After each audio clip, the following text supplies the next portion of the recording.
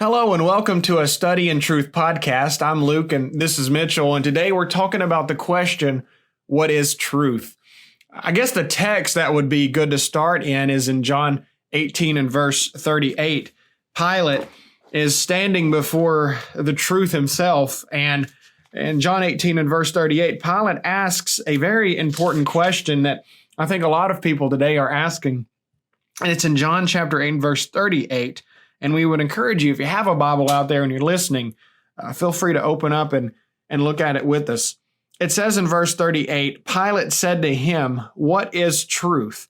And when he had said this, he went out again to the Jews and said to them, "I find no fault in them."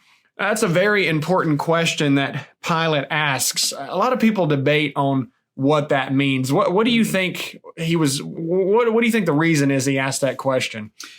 It was probably getting at more of like who are we to decide what's true kind of thing. Like what I think is true might be not what you think is true, and that kind of ideology. That makes sense. I think that's what a lot of people get at. Others think he's actually sincerely asking what is truth. But just by that attitude he has the whole time, I don't think he's really concerned about it. Yeah, probably not. He looks more like he's concerned about pleasing the Jews and pleasing Caesar. Because I think at one point they say, hey, he's threatening to be king. He might overthrow Rome. And they're like, oh, no, we don't want to have any of that. So probably just wants to go home and not deal with this, honestly. Yeah. So he's just trying to pacify and like try to find the right way out of this. Yeah. Just to kind of get it done with. Yeah, I think that's true. So I think the question he asked, what is truth? I want to start with that word truth. It's the Greek word aletheia. I've looked up a lot of dictionaries, Greek dictionaries, and it means typically objective or what is true in any matter under consideration. In other words, an absolute fact or an absolute moral or whatever it may be. So when he asks what is aletheia, he is, in other words, asking what is absolute truth? What is, what's the word I'm looking for? Objective truth. And a little philosophical up there, I guess. Yeah, I guess so. So that's kind of what we're going to base on that word aletheia being objective or something that is absolute. If you look at the Roman society back then, it was founded upon relative truth. There's really two major views when it comes to truth. If you look at them, there's absolute truth and then there is relative truth. Absolute being there's something set, there's something standard that's above mankind, and relative truth obviously is relative to a society or relative to an individual. And in his society, I've sent you the video, the Francis Schaeffer video. Yeah. He has a video series called How Should We Then Live? And in these videos, he talks about Roman history and how that their truth was based upon human gods, that is, human gods that were finite. Talks about these guys, how they would die, they would have a lot of failures. And when you think about truth in their day, it was relative because, I mean, these were gods they made, something that they come up with out of their own desires. Stuff that they observe and see, and they're like, well, that's a physical thing, so that must be a god for that. Yeah, and so anything that they believed to be true, it was ultimately, when you think about it, based upon what they felt or what they thought, not anything above them. And so you think about Rome and their kingdom and their power. What did Daniel prophesy about Rome? Do you remember anything? What was it specific that would happen to them? We actually look at it. Yeah, let's look at it. That might actually be I don't know better. Off the top of my head. I know the whole statue. Probably should have put it in my notes. I have it in my sermon PowerPoint for this Sunday, so you get to hear it twice if you're here Sunday evening. All right. So it's in Daniel chapter 2. There's an interesting prophecy about the kingdom of Rome. I can't talk today, so you have to excuse me. In Daniel chapter 2. Was it the one of dirt and clay? Yes, that's what I was looking for. The feet. Where is it? Chapter 2 and verse number 42. He's prophesying of this kingdom, this fourth kingdom that's going to come. He's already talked about Babylon. He's already talked about the Medes and Persians, the Greeks, and he gets to this kingdom and said, as the toes of the feet were partly of iron and partly of clay, so the kingdom shall be partly strong and partly fragile. Now, what Francis Schaeffer does in that video is talks about the reason why they were fragile is because they didn't have absolutes. They didn't have a standard to look at that was going to be objective. In other words, they kind of just went about it their own way. Yeah. And I think that makes a lot of sense when you think about Rome falling. It was because they didn't have something to look to govern their way of living. I kind of took it as more like, like you think of Rome, right? You think of their very strong army. They conquered all sorts of things. They were the largest kingdom that you really saw. There was nothing like it. Yeah. But then you also see the other side of it where they were morally weak. Like they just had all sorts of like strong military force, but then they just kind of had this kind of subjective morality to it. Yeah. And that any society with that's probably doomed to fail. That makes sense. And that's kind of where I want to take it now. Well, first I want to mention Christians. They hated Christianity. And Francis Schaeffer talks about this. I don't think they hated Christians because they love Jesus or they serve Jesus. That wasn't it. I think it was, we have an absolute. We say no to any other gods out there, any false gods, any idols. We have an absolute. And I think that's why Rome probably hated Christianity. But it's kind of funny. I don't mean to be joking about this, but where's the Roman kingdom today? I mean, it's... Hey, you got the Pope there now, so yeah, I guess so. I guess they still have some sort of kingdom, events, right? Huh? Yeah. But the empire, it fell. Eventually, the Roman Empire fell. Oh, yeah. But you got Christ, and he's still here today. And I think that will never be broken. And I think the reason why is because it's founded upon absolute truth. Jesus says in Matthew 16:18, he was going to build his church upon the confession of the Son of God, and that the gates of hell would not prevail against it. And you see Christianity lasting throughout any empire, any kingdom that goes and tries to establish its truths on relativeness or any kind of human agency. It's not going to last. I think about Nazi Germany, something very recent to our history. They had relative truth. It was based upon something that they thought was right, and they fell.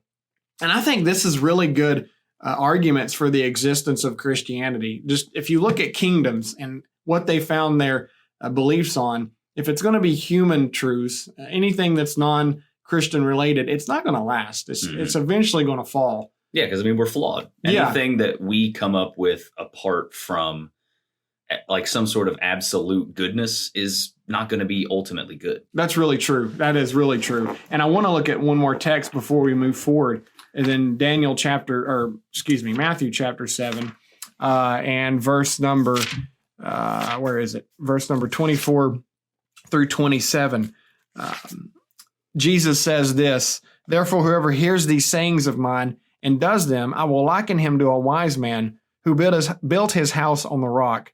And the rain descended, and the floods came, and the winds blew, and beat on that house, and it did not fall, for it was founded on the rock." But he says in verse 26, "But everyone who hears these sayings of mine and does not do them will be like a foolish man who built his house on the sand, and the rain descended, the floods came, and the winds blew and beat on that house, and it fell, and great was its fall." And I think the point write a song about that. I know that should be a good song. I think there is, right? I think what the point that Jesus is making is, if you want to know Christianity's true, see how long it lasts. I mean, test it. I don't think that's what he's getting at ultimately. I mean, the point is follow me, but I think we can prove from Christianity just how long it'll outlast anything that there is.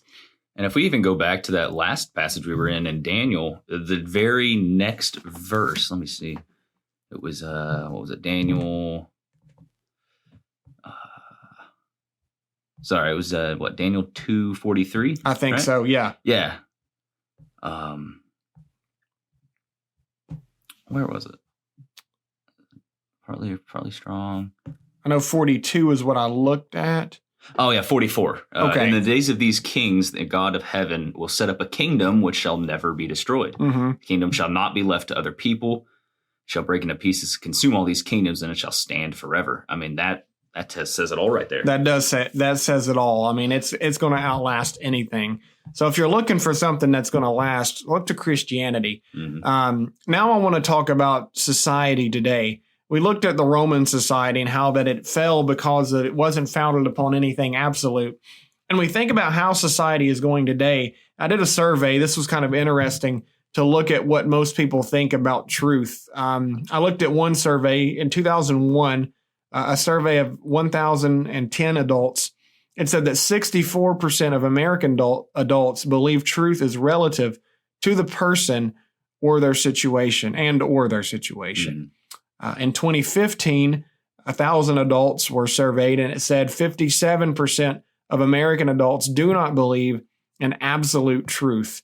And then finally, in 2020, there was a survey of 2,000 adults. 58% of those adults believe that truth is relative to an individual's desires. Now, that's pretty much telling me that over half of the world, or at least the majority of people, think that truth is relative. Mm-hmm. I think we live in a pretty similar society to Rome. I mean, we're not maybe as wicked as Rome yet, but not yet. We're not completely there. But I'm seeing this pattern of most people believing that it's all true to self.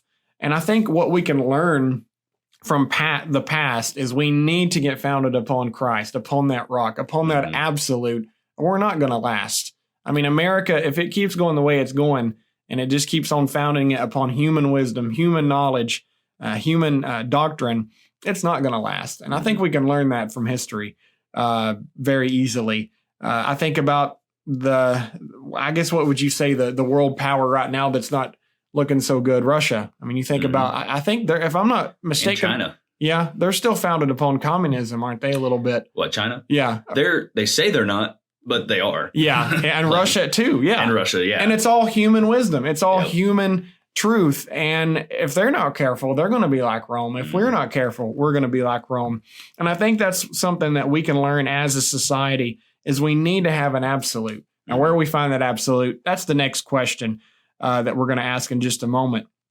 But I think I want to take a look at implications of relative truth. Mitchell, what do you think is an implication of relative truth? If it's relative to an individual, what does that mean?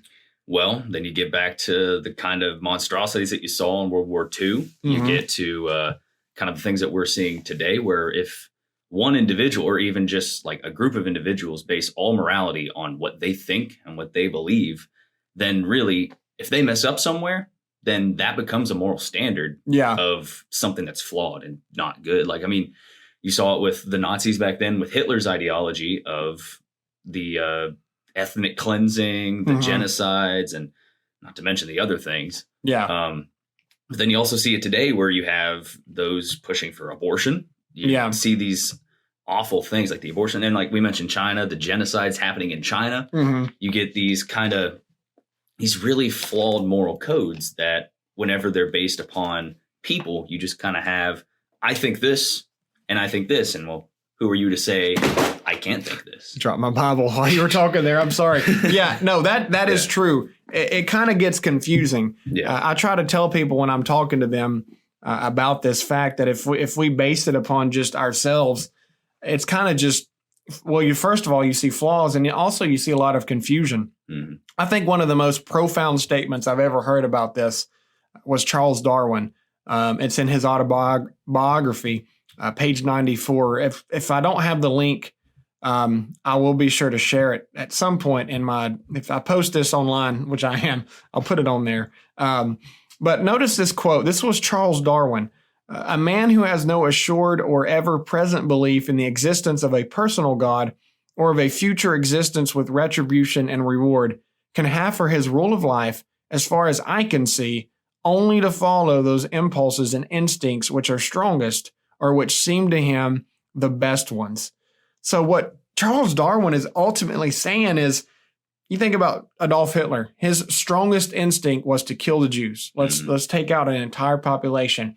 If Charles Darwin is right, technically speaking, wouldn't that make Adolf Hitler right? I mean, if there was no God, right? That make him at least self-righteous there. Yeah. I mean, like he would have like a foot to stand on and saying like, well, this is what I think. This is what I would enjoy. So it's right for me to do this. And who would I be to judge him for that, right? I can't. Exactly. I'm no different than him. I think he should not kill them. He thinks he should, but neither of us would be absolutely right. I mean, technically speaking. Yep. And he talks about impulses, and this makes me think. I've been reading C.S. Lewis, Mere Christianity, and man, Good book. Brilliant guy. I mean, I know he was wrong in some things, but man, as far as philosophy, you can't beat him.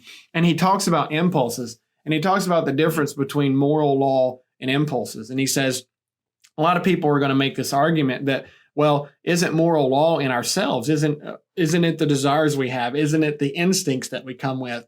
And he talks about how that moral law is separate from instincts. He kind of uses it in an example of a piano. He says our instincts are the keys, but the sheet music is the moral law. It's different. It's governing our instincts and impulses. And he says usually if we follow the stronger impulses, we're probably going to do something evil. I mean, I think about you think about a man, you see him drowning, and you're thinking, well, this strong impulse tells me don't save him because I could die. The weaker impulse, usually, I mean, I would probably feel weaker to save him. I know I should, but at the same time, I'm like, man, I don't want to drown. Well, which impulse should I follow? If I should follow the strong one, I may follow that one, just leave him alone. And that's the point that he talks about. So if Charles Darwin is right, really, if you want to murder, go murder. If you want to rape, go rape. That's what he's telling us ultimately. Yeah. Hedonism is what it is. And I don't think most people believe that. I think most people would agree that Adolf Hitler, Jeffrey Dahmer did wrong. Men like him. Actually, he has on record saying, Jeffrey Dahmer, that he didn't believe in God. And he thought, well, if there's no judgment, I can do what I want. Yeah. And I mean, really, that these men don't realize the implications of their beliefs. And we've already talked about, I'm going through my notes here. We've already talked about truth being relative to an individual. A lot of people think it's relative to a society, but then you've got a problem of which one is right. Yeah, because you see all these kind of like tribes that are like uncontacted. There's like cannibalism, like that's a normal thing. That's like, if you just kind of go by what the majority in a certain demographic says is right, then you kind of come up with the same exact ideology that kind of gives birth to these horrible things. Yeah, that's true. And I've been told this before. I was asking somebody about Nazi Germany, and I was like, hey, so like about moral truth and about absolutes, like, is what they did wrong? And he goes, yeah. And I said, well, if truth lies within ourselves and it's all about what we say, how can you judge what they did wrong? And his argument was they didn't have the right information yet. Like Nazi Germany didn't know what they were doing was wrong. And I'm thinking, you've got to know what, I mean, we had the Bible way before Nazi Germany came into power. All they had to do was open up a Bible and read it. The world around them knew this was wrong. I am sure Adolf Hitler had people tell him this is wrong. Yeah. I mean, there was no way. Killed them too. I would say so. It's like, I'm going to kill you for that. Yeah. But then, hey, they tried to enforce their subjective truth on his subjective truth. Yeah. And then you just get that clash where it's like, okay, I don't like what you said.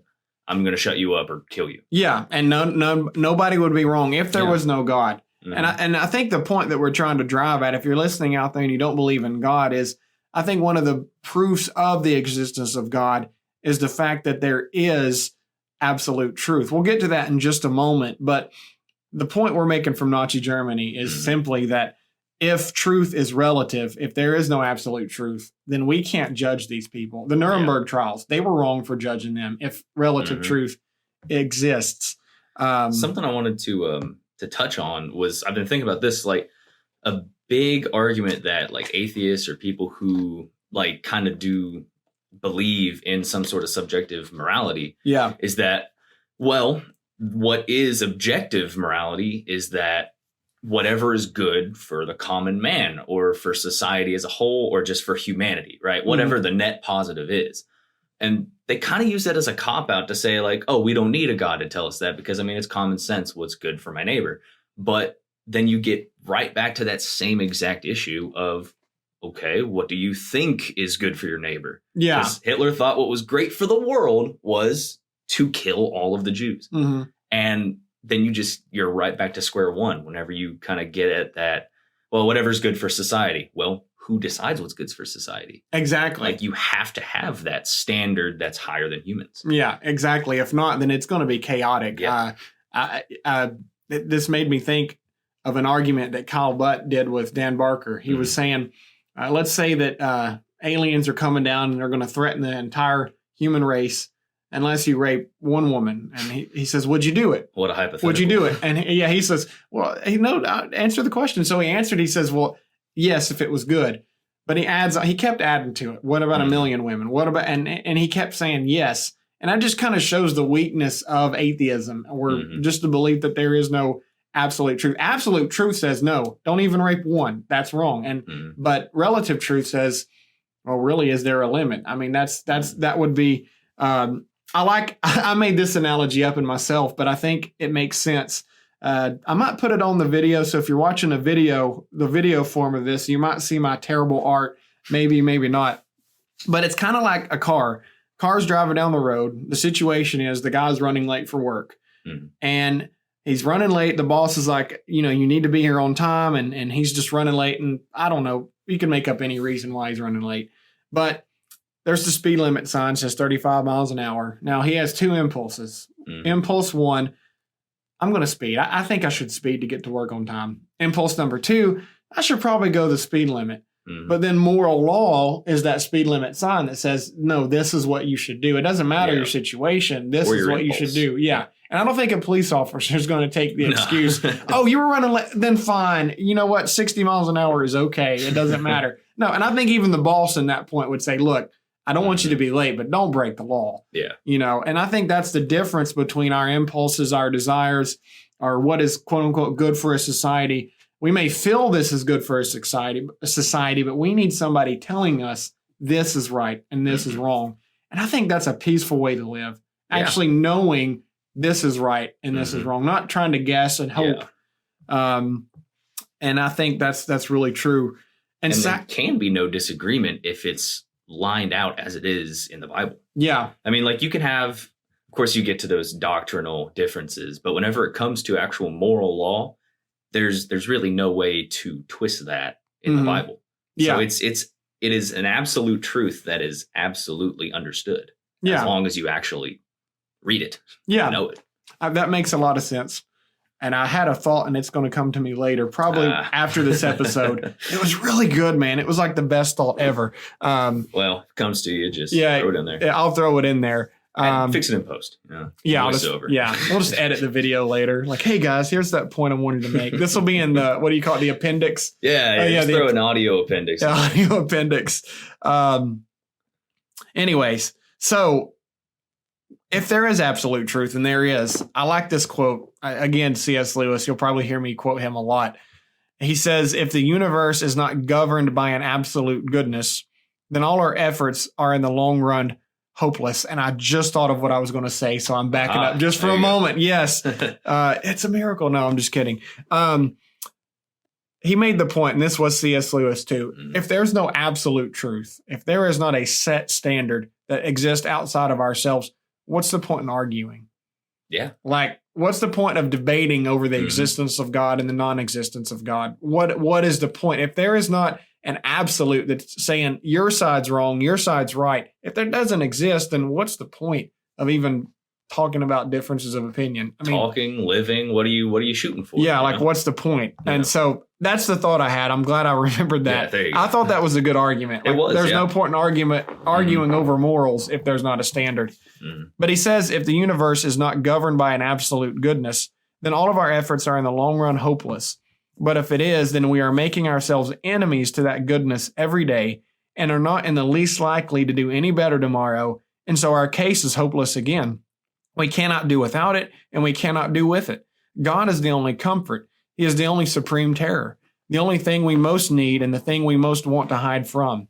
He is our only possible ally, and we have made ourselves his enemies. I think that's a very deep quote, ultimately saying since we always feel this guilt, everybody feels guilt, and so we've got to do something about it. Yeah. So that takes us to our final point then. Since there is absolute truth, where do we find it?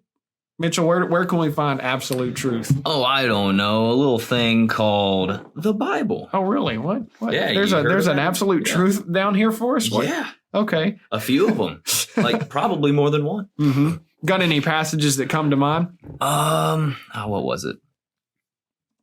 I guess what what is it? Jesus is truth. Is that John 14:6. Yeah. I am the way, the truth, and the life. I am. Yeah. Yeah. So there's one instance of like everything Jesus said is truth. So there's that. But then you also have, what else was it? I guess everything else that was said even before Christ. Yeah, that's true. Yeah. So like if you're out there listening and you believe in absolutes, listen to what Jesus says in John 8:32. John chapter 8 and verse number 32. Jesus is speaking to these Jews who have believed in him. And it says in verse number 32, you shall know the truth, and the truth shall make you free. So Jesus is telling you and me it is possible to actually know the truth. Mm-hmm. Now, there are a lot of even quote unquote Christians out there who think that you can't really know anything. You can't actually know the truth. But Jesus is standing in opposition to that and saying you can actually know it. And how do we know it? Back up to verse 31 says, he said to those who believed in him, if you abide in my word, you are my disciples indeed, and you shall know the truth. So now he tells us how to know the truth is by abiding in his word. It is actually possible to know what the truth is. If you're trying to find an absolute standard, you're not going to find it in man. You're not going to find it in a government. You're only going to find it in the Bible. It has proven over and over again, if you cling to what it says, it's going to outlast. Yep. The kingdom has always lasted until now. It's here. You think about the inspiration of the Bible, which is a whole other topic. If you struggle with that, we'll do another episode on that at another time. But once you get past all of that and you just read the Bible, it's going to tell you everything you need to know. I'm sure there's many episodes to come to say, now that we've established where to find the truth, what is the truth? Yeah, what is the truth? Exactly. And I mean, that's Jesus. Jesus says in John 14:6, I am the truth. If you want to know what's right, come to me. And I guess probably the final text I want to look at is in Acts 17:30. I think we're doing good on time. So Acts chapter 17, beginning in verse 30, he tells us, Paul, now he's speaking to people who kind of believe really in relative truth. They don't really, these are people at Athens. They have all kinds of gods everywhere. All kinds of false idols. Probably the case is they don't believe in absolutes. They kind of just go on what they think. You get that shrine to the unknown God. Yeah. It's like, whatever anyone else comes up with, this is the shrine to that one. Like, exactly. You see that in their religion, of course, the society and accepting whatever you want. And then, it's just society in general. And notice this very profound statement. It says in verse 30, these times of ignorance. Now, he's been talking about the ignorance of God's nature. They don't understand God's nature. This isn't really talking about, back in the Old Testament, they didn't know what sin was, so God overlooked sin. I don't think that's the context. Even Cain knew it was it was sinful to murder. Yeah. So I think he's talking about the times that people did not understand the nature of God. God overlooked that. He's like, look, I get it. But it says in verse number 30, but now under the New Testament, he commands all men everywhere to repent. Why? Why should we go to Jesus? Why should we go to God? Why should we believe in absolute truth? Because he has appointed a day on which he will judge the world in righteousness by the man, the truth, the one who is the absolute truth, the man whom he has ordained, and has given us assurance of this to all by raising him from the dead. So we have an absolute standard by which we are going to be judged. Somebody who's going to set out this law system, which he's already set out, and says, follow that. You follow that, you're going to be fine. Mm-hmm. And I have not found a miserable life so far in following what Jesus says. Now, I mean in a sense of conscience, in a sense of self satisfaction, if I'm wording that right. I'm knowing I'm doing these things. I know the truth. I know I'm doing right. And it brings me blessings. You're going to go through hard times. Yeah. But it's a simple life, but not an easy one. Yeah, that's true. Yeah. It's not going to be easy going through the absolute. Mm-hmm. And that's where we can find absolute truth. It's only in God's word. If you're struggling with that as a Christian, know that Jesus is talking here to us and telling us you can actually know the truth. He doesn't want us all divided. He doesn't want us groping around in the dark, hoping we know. He actually tells us we can know. And if you're an atheist, if you're an agnostic, think about the things we've talked about today. And I'll put out the information at the end of this episode on how to contact me. But Mitchell, you got anything else to say before we finish this? I think we touched everything. Yeah, I probably should stop before I just start digressing and getting off at anything. Well, I love that word, like righteousness there. It's kind of one you overlook. It's like, oh yeah, whatever, be good. mm-hmm. But then like you think he will judge the world in righteousness. And righteousness is a good word to put on top of the objective truth. That is true. Because I mean, like, it's just the essence of being right, being good. Yeah. And not even just being like good to your neighbor. It's just what is objectively right as a concept. And I've always, I don't know, I found a newfound appreciation for that word, I guess. Yeah. And that's the thing that we need to think about every day, being righteous, because we're going to have that absolute. We're going to stand before the judgment throne of God one day, and he's going to judge us through Christ. Mm-hmm. Well, I think that's all I have. I appreciate you being with me today on the show. Pleasure. Thank you today for being with us on a Study in Truth podcast. Hope you have a great day.